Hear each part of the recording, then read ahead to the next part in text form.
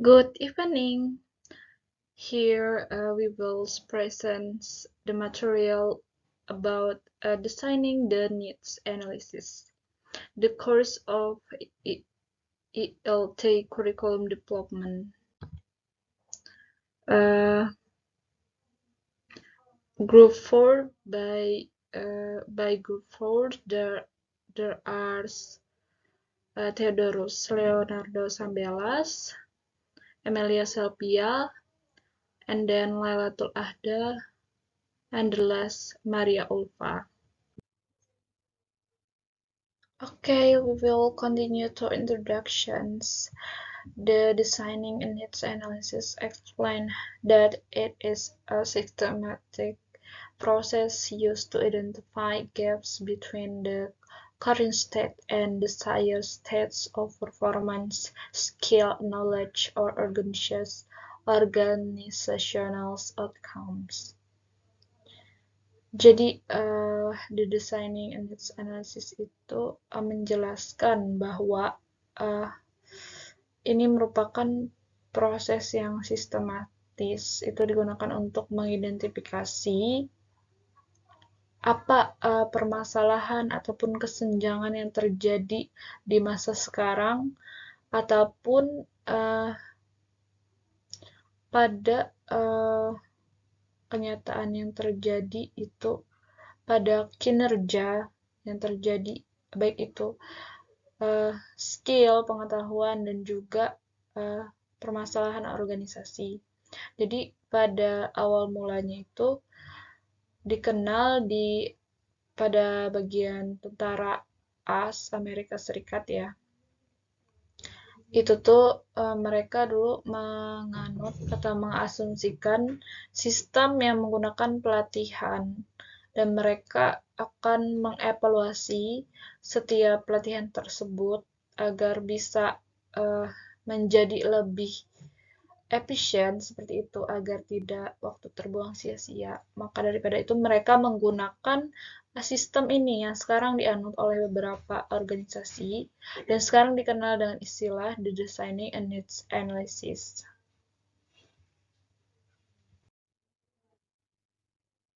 Okay, we will continue to purpose. There has 7 of purpose. The first is to find out the definition of the designing needs analysis.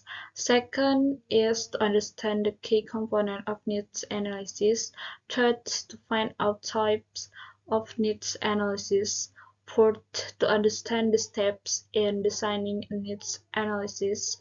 Fifth, to dive deeper into best practice in needs analysis designs. Sixth, to understand advantages of designing needs analysis, and the last is to understand the disadvantages of designing needs analysis. Next, there are definitions of the designing needs analysis. Designing needs analysis is the process of systematically identifying, evaluating, and understanding the gaps of deficiencies between the current stage and desired future states of individuals, groups, or organizations. Jadi, definisi dari designing needs analysis itu sendiri adalah merupakan proses untuk mengidentifikasi, mengevaluasi, dan memahami apa permasalahan ataupun kesenjangan yang terjadi di masa sekarang dan juga di masa depan. Itu terutama menyangkut individual, grup, dan organisasi. Itu misalnya apa yang menjadi kebutuhan siswa, apa yang menjadi kebutuhan guru, apa yang menjadi kebutuhan sekolah, itu kita bisa menggunakan designing needs analysis. Gunanya juga agar kita bisa menemukan dan mengevaluasi permasalahan tersebut, kita bisa menyelesaikan masalah tersebut sehingga kita menemukan metode yang baik misalnya untuk mengatasi kebutuhan siswa. Nah, itu bisa dengan berbagai cara. Contohnya seperti interview, wawancara, ataupun juga lainnya bisa dilakukan untuk melakukan designing needs analysis ini. And then the next material we will continue to the presenters too. Yang kedua ada key components of needs analysis. The process involves several key components and steps. Jadi, proses ini melibatkan beberapa komponen dan langkah-langkah utama dalam mengetahui analisis kebutuhan, yaitu ada 3. Yang pertama, identification of needs. Jadi maksudnya di sini adalah hal ini melibatkan penentuan kebutuhan atau masalah terkini yang mengumpulkan informasi comprehensive tentang suatu terkini kelompok atau sasaran. Jadi hasil yang diharapkan, kendala atau tantangan hal ini memerlukan pengelompokan kebutuhan dalam beberapa kategori berbeda secara kebutuhan pengguna atau kebutuhan sistem, kebutuhan personal, kebutuhan dalam suatu organisasi untuk menyesuaikan analisis yang sesuai. Jadi di sini yaitu the involves the current needs or problem. Jadi poin utamanya itu mengidentifikasi kebutuhan hal yang melibatkan penentuan kebutuhan atau suatu masalah yang terkini. Jadi yang pertama itu kita harus mengidentifikasi berdasarkan kebutuhan yang diperlukan. Terus yang kedua ada analysis of needs. Jadi maksudnya di sini adalah menganalisis kebutuhan. Setelah kita mengidentifikasi kebutuhan tadi, langkah kedua yaitu selanjutnya adalah menganalisis atau menilai penyebab pola yang signifikan. Jadi ini membantu dalam memahami mengapa kesenjangan itu ada dan beberapa pentingnya kesenjangan itu bagi tujuan atau fase ini. Jadi seringkali melibatkan analisis data yang dikumpulkan melalui berbagai metode untuk memprioritaskan kebutuhan secara interaktif dan efektif. Jadi langkah yang kedua yaitu menganalisis kebutuhan yang diperlukan untuk membantu dalam menganalisis data-data yang dibutuhkan. Terus yang ketiga ada development of solution. Jadi yang ketiga ini pengembangan solusi. Setelah kita yang pertama tadi mengidentifikasi, menganalisis kebutuhan, terus langkah yang terakhir ini kita mengembangkan solusi, memberikan solusi berdasarkan analisis strategi yang dirancang untuk mengatasi kebutuhan yang dapat mencangkup program-program atau pelatihan, perbaikan sistem, pengoptimalan alur kerja atau perubahan organisasi. Jadi di dalam komponen utama analisis tadi kita itu yang pertama mengidentifikasi kebutuhan, yang kedua menganalisis dulu bagaimana masalah dan data tersebut, terus yang ketiga pengembangan solusi, memberikan solusi yang diperlukan. Oke, pembahasan ketiga next yaitu types of needs analysis. Jadi di sini ada 3 jenis-jenis analisis yang dibutuhkan. Yang pertama, user needs analysis, yaitu di sini analisis kebutuhan pengguna itu berfokus pada persyaratan atau referensi pengguna akhir untuk merancang produk atau layanan yang memenuhi harapan mereka, atau metode yang digunakan melalui survei, wawancara, dan pengujian pengguna. Jadi jenis analisis yang pertama itu kebutuhan pengguna disesuaikan saja dengan metode melalui tadi seperti mensurvei secara langsung atau melalui wawancara secara langsung. Jadi itu sangat dibutuhkan dalam metode analisis kebutuhan ini. Next, yang kedua ada system needs analysis. Jadi system needs analysis ini adalah kebutuhan sistem yang berkonsentrasi pada persyaratan dan teknis sistem atau perangkat lunak melibatkan implementasi wawancara pemangku kepentingan dan pemetaan proses. Jadi maksudnya jenis yang kedua ini analisis kebutuhan sistem ini. Selanjutnya langkah yang kedua setelah wawancara kita melakukan bisa implementasi foto-foto agar dapat melibatkan tinjauan langsung atau mencari wawancara itu secara langsung, jadi dapat berupa gambar atau dokumentasi foto-foto. Jadi kita dapat menganalisis kebutuhan sistem itu. Terus yang ketiga ada organization needs analysis. Jadi maksudnya di sini adalah analisis kebutuhan organisasi, menilai kebutuhan organisasi secara keseluruhan dengan mempertimbangkan struktur sumber daya dan budaya alat seperti analisis dan tinjauan data keuangan biasanya yang bisa digunakan. Jadi yang langkah terakhir ini jenisnya adalah analisis kebutuhan organisasi. Jadi apa sih dalam organisasi itu yang dibutuhkan untuk menilaikan suatu kebutuhan organisasi? Yang terpenting adalah tinjauan data keuangan yang bisa kita butuhkan untuk mempertimbangkan sumber-sumber daya yang ada dalam kebutuhan analisis organisasi yang kita butuhkan. Next, presentasi selanjutnya akan dijelaskan oleh presentator selanjutnya.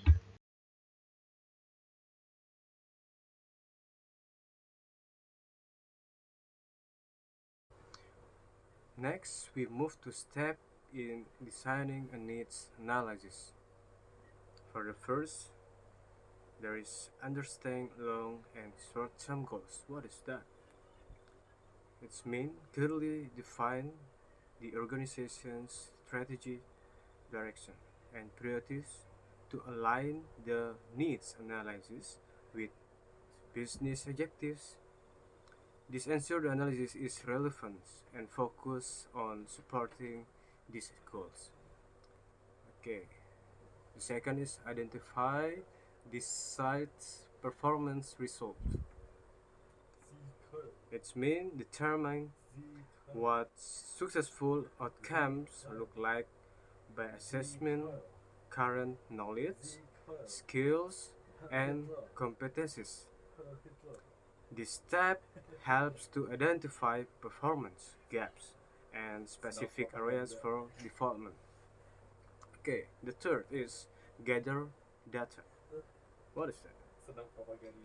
Use a combinations of tools and techniques such as surveys, questionnaires, interviews, focus group, observation, shadowing, and document analysis to collect both quantitative and qualitative data from relevant stakeholders.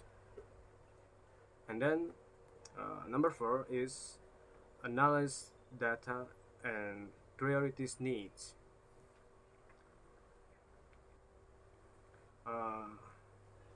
What is mean? Evaluate the collected data to identify critical gaps and priorities needs based on their impacts and feasibility. This prevent analysis directly by focusing on activable insights. 5. Develop recommendation and solution. Formulate target training, development program, or organizational interventions that address the priorities needs.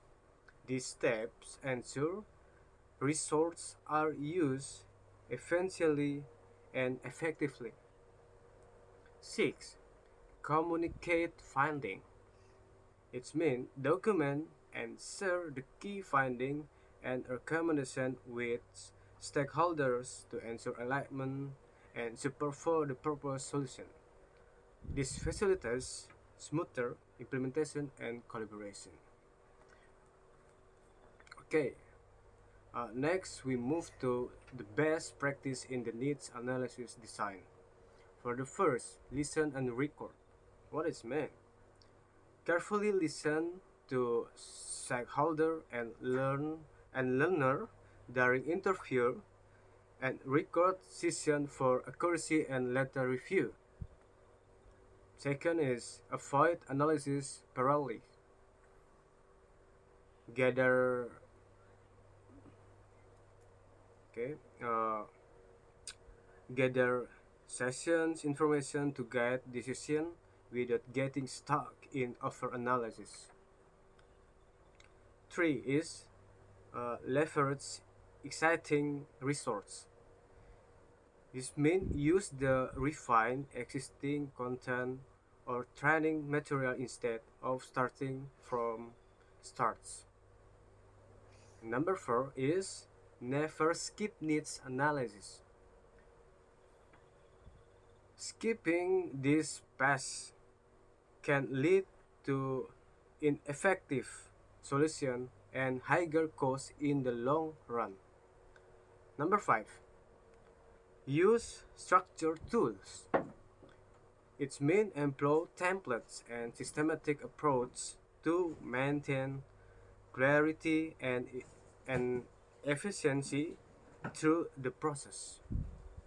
Okay, so the last material of our material is advantages and disadvantages of designing a needs analysis. Okay, so the advantages of designing a needs analysis. The first one is identify real needs and skill gaps. Needs analysis help to discover what learner truly needs, avoiding assumption and making program more relevant. Jadi keuntungan yang pertama itu yaitu mengidentifikasi kebutuhan dan kesenjangan keterampilan yang nyata. Nah, dengan begitu dapat membantu menemukan apa yang benar-benar dibutuhkan peserta didik sehingga program yang dijalankan akan menjadi lebih relevan. Second is aligns material with learning objective and context. It ensures that learning content match the learner goals, background, and environment. Nah, jadi yang kedua itu ada menyelaraskan materi dengan tujuan dan konteks pembelajaran. Nah, jadi materi itu akan disesuaikan dengan tujuan belajar, latar belakang, dan lingkungan siswa. The third is improve resource allocation and investment. Organization can avoid wasting time and money on ensuring content. Nah, jadi yang ketiga ini adalah penggunaan sumber daya. Jadi, dengan menghindari pemborosan waktu dan biaya untuk konten yang tidak diperlukan. Okay. So, enhance engagement and motivation. Learner are more interested in material that feel useful and connected to their needs. Yang keempat yaitu meningkatkan keterlibatan dan motivasi. Nah, jadi dengan itu siswa itu akan lebih tertarik belajar jika materinya dianggap berguna dan sesuai kebutuhannya. Okay, the last advantages is support informed decision making. That collected from a needs analysis help educators make better decisions about teaching strategies and content. Nah, jadi yang terakhir ini adalah mendukung pengambilan keputusan yang tepat. Nah, jadi apabila data dari needs analysis itu sudah selesai, maka itu dapat membantu guru membuat keputusan yang lebih baik. Okay, so the disadvantages of designing a need analysis. The first one is time consuming and costly. The process can take a lot of time, money, and effort, especially if it involves a survey or interview. Jadi yang pertama itu ada memakan waktu dan biaya. Nah, jadi dengan proses yang lama itu dan mahal, terutama jika melibatkan survei atau wawancara. Nah, itu dapat memakan waktu dan biaya yang lumayan. So, the second is possibility of incomplete or biased data. Poorly designed research can lead to incorrect or one-sided result. Oke. Yang kedua ada kemungkinan data tidak lengkap atau biasa. Nah jadi dengan desain pengumpulan data yang kurang tepat itu hasilnya bisa tidak akurat atau tidak bisa disimpulkan. So, difficult to address diverse needs. It's hard to meet all learner needs in a single curriculum when the group is very diverse. Oke, yang ketiga itu sulit memenuhi kebutuhan yang beragam. Nah, jadi dalam kelompok yang sangat beragam itu, kita itu sulit untuk menyusun materi yang cocok untuk digunakan atau dibutuhkan oleh siswa itu. Nah, jadi kita itu sulit kayak menyusun materi yang cocok untuk dipakai pada saat pembelajaran itu. Okay. The last of disadvantages is my focus too much on immediate needs. It might ignore long-time learner goals, causing the material to become outdated quickly. Oke, yang terakhir ada terlalu fokus pada kebutuhan saat itu. Nah, jadi dengan kebutuhan saat ini bisa mengabaikan tujuan jangka panjang sehingga materi itu cepat usang atau cepat lambat lah. Oke. So itu saja materi dari kami. Salah hilaf mohon dimaafkan. Wassalamualaikum warahmatullahi wabarakatuh.